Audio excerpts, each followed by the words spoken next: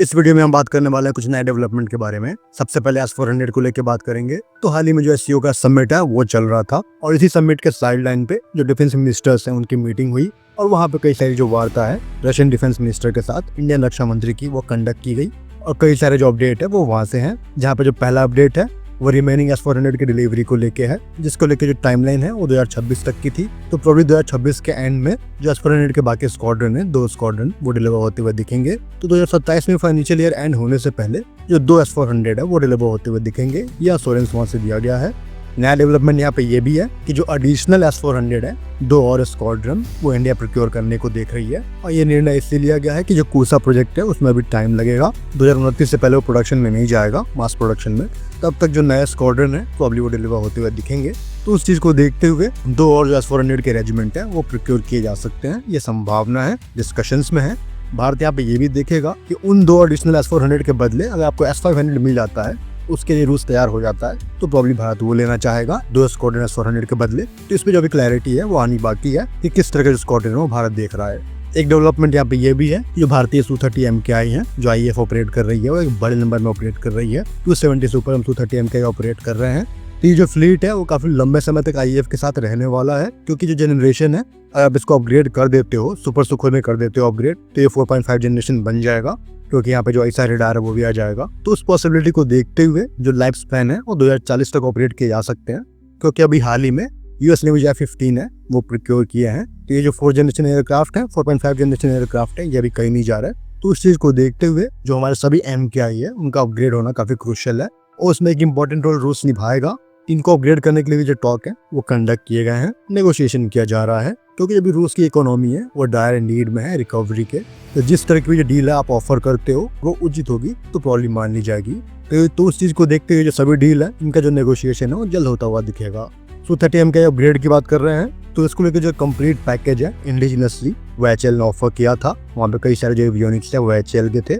अब वो चाहे फ्लाइट डेटा ट्रांसफर यूनिट हो, VOR हो, एविएशन क्लॉक हो, GPS हो, HMDS हो, इंडिजिनस FDR हो, या फिर टैकन हो गया, मिशन कंप्यूटर हो गया, डिस्प्ले हो गया, वाइड एरिया डिस्प्ले हो गया, रडार अल्टीमीटर के साथ जो INGPS है, EOIR सेंसर है। तो इन सब का जो कंप्लीट पैकेज है वेपन पैकेज के साथ वो HAL ने ऑफर ऑलरेडी किया हुआ है, जिसमें जो एक नया एडिशन है विरूपाक्ष रडार का वो होता हुआ दिखेगा और वहाँ पे जो TR मॉड्यूल होंगे वो 1500 से ऊपर ही रहने वाले हैं। तो इस तरह का जो अपग्रेड है वो HAL करने को देख रही है Su-30 MKI पे। लेकिन कहीं ना कहीं जो रिक्वायरमेंट है रूस की हेल्प है वो जरूर आपको पड़ेगी, क्योंकि यहाँ पे ज्यादातर जो IP है Su-30 MKI में वो रूस के पास ही है। जो डिजाइन अथॉरिटी हो, एयरफ्रेम की अथॉरिटी हो, इंजन के कंट्रोल्स हो, वहाँ से पावर ड्रॉ करने का मैकेनिज्म हो, तो इन सबको अपग्रेड करना है तो रूस की जो हेल्प है वो जरूर पड़ेगी। कई सारे जो अपग्रेड है वो HAL अपने आप कर सकता है, चाहे वो एवियोनिक्स का हो, सेंसर्स का हो, वेपन पैकेज हो, या फिर जो EW सिस्टम्स है उन सब के जो अपग्रेड है वो HAL खुद कर सकता है। लेकिन जहाँ बात आएगी फ्लाइट कंट्रोल लॉ की, स्पेशली उस तरह के लॉ जो कि एयरक्राफ्ट के एयरोडायनामिक को अफेक्ट करेंगे, तो वहाँ पर जो मोस्ट प्रोबेबली हेल्प है आपको OEM की पड़ेगी। अगर कोई जो मॉडिफिकेशन है स्ट्रक्चर में वो करना पड़ गया ISR रेडार को फिट करने के लिए, उसके कूलिंग सिस्टम को फिट करने के लिए, या फिर उसके वेट को बैलेंस करने के लिए, तो वहाँ पे जो हेल्प है वो आपको OEM की ले लेनी चाहिए। नहीं तो कहीं ना कहीं जो टाइम है वो खराब जाएगा इस अपग्रेड में। मोस्ट प्रोबेबली जो इंजन का अपग्रेड है उसकी भी संभावना यहाँ पे दिख रही है। इंजन के जो स्पेयर्स है या फिर सोर्स है उसकी रिक्वायरमेंट आपको पड़ेगी। एक और जो ऑफरिंग है वो AL-41 को लेकर देखा जा रहा है कि वो जो इंजन है वो भी ऑफर किया जा सकता है इस अपग्रेड के लिए। सो ये अभी टाइम ऐसा है कि इस तरह के जो सिस्टम्स है वो आप नेगोशिएट कर सकते हो रूस के साथ। अगर भारत चाहता है कि इनमें जो इंजन अपग्रेड है AL-41 का वो करे तो वो चीज़ भी नेगोशिएट की जाएगी, लेकिन अभी ऑफिशियली ऐसा कोई वर्ड नहीं है। जहाँ तक पावर की रिक्वायरमेंट है तो बास रडार के कंपैरिजन में जो नया रडार होगा हमारा विरूपाक्ष रडार वो उतनी ही पावर में इफेक्टिवली काम करेगा जितना आपका बास रडार ले रहा था। तो इतने TR मॉड्यूल होने के बाद भी पावर एफिशिएंट सिस्टम रहेगा, लेकिन कहीं न कहीं जो दूसरे एलिमेंट्स हैं वहाँ पे पावर कंजम्पशन ज़्यादा होगा।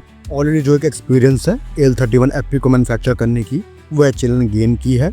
अभी हाल ही में जो पहला इंजन है AL-31 FP वो HAL ने डिलीवर किया था IAF को। 240 जो इस तरह का इंजन है उसका कॉन्ट्रैक्ट IAF ने HAL को दिया हुआ था। तो जो पहला इंजन है अभी हाल ही में 2024 में डिलीवर किया गया था। तो जो एक्सपीरियंस है इस तरह के इंजन को मैन्युफैक्चर करने का वो HAL के पास अभी है। तो उस चीज को आप यूटिलाइज करना चाहोगे। यहाँ पर जो नए इंजन रहेंगे AL-31 FP उनसे ऑप्टिमम परफॉर्मेंस लेने के लिए जो अपग्रेड्स हैं वो किए जा सकते हैं।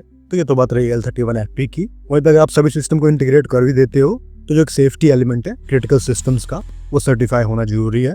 और लीगली देखा जाए तो सिर्फ रशिया इसको सर्टिफाई कर सकता है, क्योंकि जो भी पैरामीटर थे ओरिजिनल डिजाइन पैरामीटर उनको देखते हुए जो सर्टिफिकेशन है वो की जाएगी।